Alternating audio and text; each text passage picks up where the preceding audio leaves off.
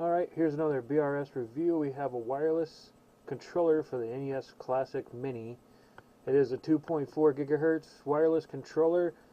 That is a Turbo edition.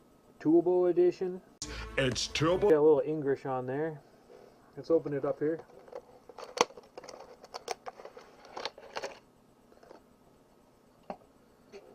So it comes with a dongle here that's a 2.4. Has an indicator light on the back to tell you that it's synced, and it has a Wii style port plug. Supposed to work with the NES Classic. Alright, I'll get the controller out here. The controller is pretty responsive. The buttons are great on it. I'd say that it's not like another cheap controller that you can buy. It does work pretty good. You got a micro USB recharge right here. I believe there's a reset on the back. And it's pretty lightweight. And we'll get into the instructions here. I also want to mention that it comes with a USB to micro USB cable, so you can charge it. Don't have to go around looking for a cable. Alright. So here's the instructions here. It goes over the controller, basically what buttons do what. B and A, turbo. The turbo switch, I'm guessing it's to lock the turbo on, because you can press the turbo and then B or A to keep it turbo, just as long as you're holding the turbo button down. But I'm thinking with this switch you can just make it constantly turbo with B and A. Flip it over here. While the receiver is plugged into the NES Classic, hold the start button on your controller for a few seconds until the red light on the receiver becomes solid and stops blinking. If the red light on the receiver is solid red, not blinking, then your controller is successfully synced with the receiver.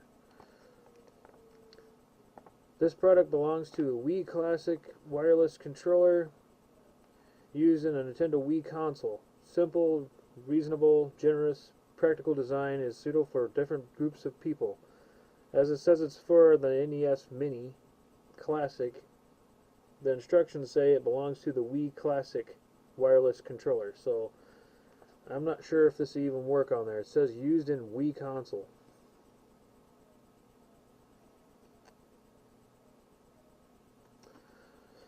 Oh, anyway, it features a 2.4 gigahertz technology receiver. Transmitter and receiver are automatically connected with a LED indication. Provides 10 function input keys. Built-in 3.7 volt 400 milliamp lithium battery, can work continuously for more than 8 hours. Built-in communication circuit connecting the Wii console, Wii remote, Wii Motion Plus communication circuit. Provide a turbo button and a turbo push switch to make the game convenient and quicker. And the working range on this controller is 10 meters. That's all you get for instructions. It's not going to tell you anything else. What the turbo does, I guess it's just one of those, you plug it in, you find out yourself. But yeah, as I was saying, I'm guessing if you have this on the other setting, it locks these turbo instead of having to hold turbo and press B or A for the turbo button. But one of the best things on this controller, I have to say, would be they have a B and A button together. Because if you ever played emulation, anything like RetroPie or anything like that, pressing these together doesn't always do what it's supposed to do. Like playing Double Dragon, how you do special moves, you would press this, jump. Like Double Dragon 2, pressing that and pressing an arrow would do like a knee kick or a scissor kick. Well, they don't work out too well on there. I haven't tried this controller on the Raspberry Pi yet. I do have to do some modifications. I have to change this receiver to work with a USB. I'm not sure if that's possible. The only other thing I thought of was maybe getting a 2.4 universal dongle and see if that works. So I got one of those coming. We'll have to try that at a later date. But overall, the controller is nice. I'm gonna not recommend it for the Wii, because if you check out my Wii to HDMI conversion video, it did not work very well with any games.